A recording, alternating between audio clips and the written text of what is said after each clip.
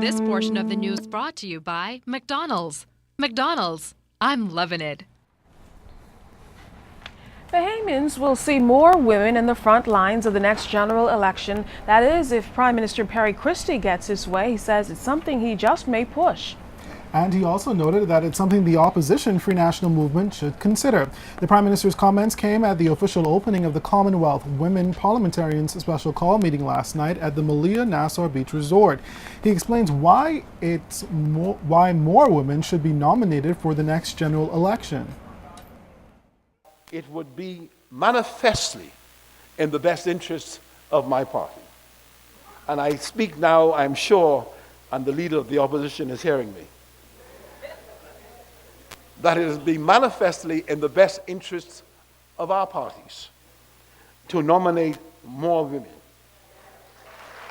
And I must say the examples that we have today in our parliament, without exception, demonstrates why that would be a good thing for our country. We should run at least 12 women and have them offer in the next general election. The Prime Minister indicated, though, that the reality is there may not be a quota for enough women to be on the political campaign. Nonetheless, he says whoever qualifies will be given an opportunity. Some parties go out of their way to invite women to apply for the seat. But the process is supposed to be fair to all who apply. And in fairness, a part of the judgment the political party must exercise is whether or not the person applying could actually win the seat. And that's where prejudice comes in.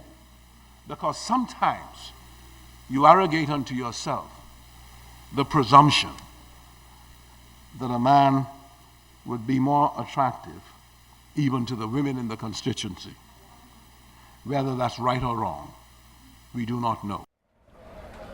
Urban Renewal officials continuing efforts to transform inner-city communities for the better moving forward. Urban Renewal co-chairs Cynthia Mother-Pratt and Algernon Allen, along with the Centerville Urban Renewal team, visited the Masons Edition today. Residents were treated to a performance by the Urban Renewal Band, among other activities. Seeking to not only touch the people, but inform government policy. At the end of the day, we want to be guided by what typifies not only the problems in the area, but the type of solutions that we ought to bring to bear. You know, I said earlier that we had an excellent reception from the Catholic Diocese 2 days ago when they met with us. Virtually every priest of the diocese here in New Providence, they met with us and we had a conversation, an input, us and them, and at the end of the day we came to certain base understandings. Co-chair Pratt accepted a check from the pastor of Joy International Fellowship to assist with purchasing much-needed instruments for the Urban Renewal Band. We're trying to work feverishly with these younger ones so that they will not go the wrong path and get into the avenue of criminal behavior. That's what we are trying to prevent. And so with that, we say thanks to Joy International, who've presented us with a check this morning toward the band, of course, where we will purchase instruments and, of course, uniforms. The kids do need uniforms as well, and shoes. In 20 years, the country's recurrent expenditure has nearly tripled to $2 billion. According to accountant and co-chair of the Coalition for Responsible Taxation, Gowan Bowe, this is up dramatically from approximately $630 million in 1993, when the country ran a deficit of about $1.1 billion. Bowe recently addressed the Toastmasters Club 7108 meeting at Luciano's of Chicago. Have we seen a tripling in salaries? Have we seen a tripling in the quality of service being provided by the government? Have we seen a tripling in the number of services being provided by the government?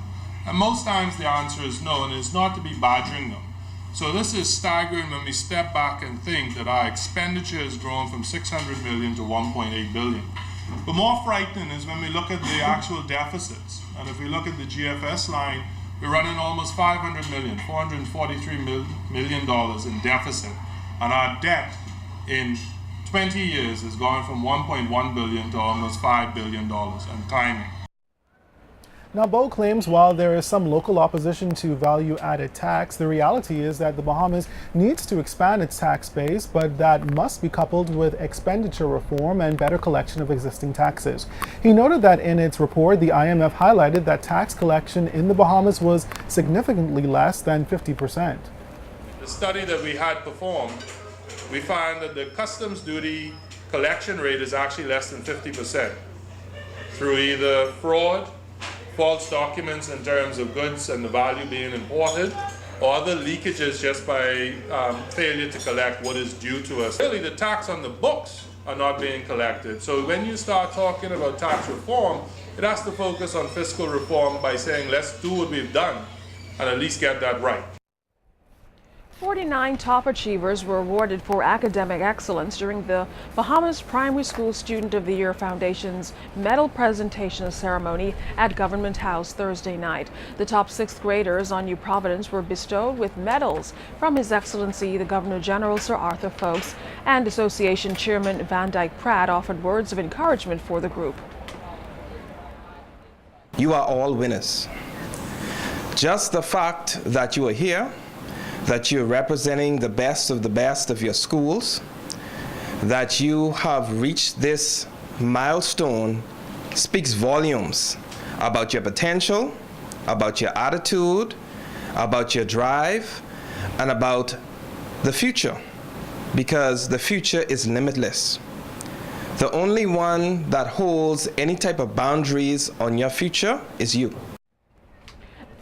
The ceremony was the 18th held by the foundation and the precursor to Saturday night's unveiling of the Primary School Student of the Year. President and CEO of the association, Dr. Ricardo DeVoe, says to date nearly $1 million in scholarships have been awarded, and the number will be surpassed come next year.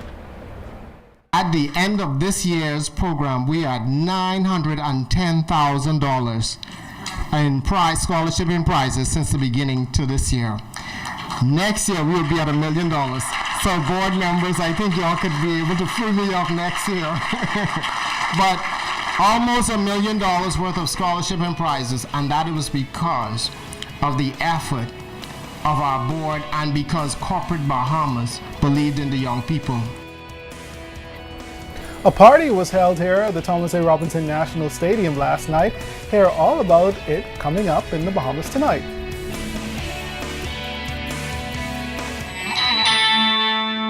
This portion of the news was brought to you by McDonald's. McDonald's, I'm loving it.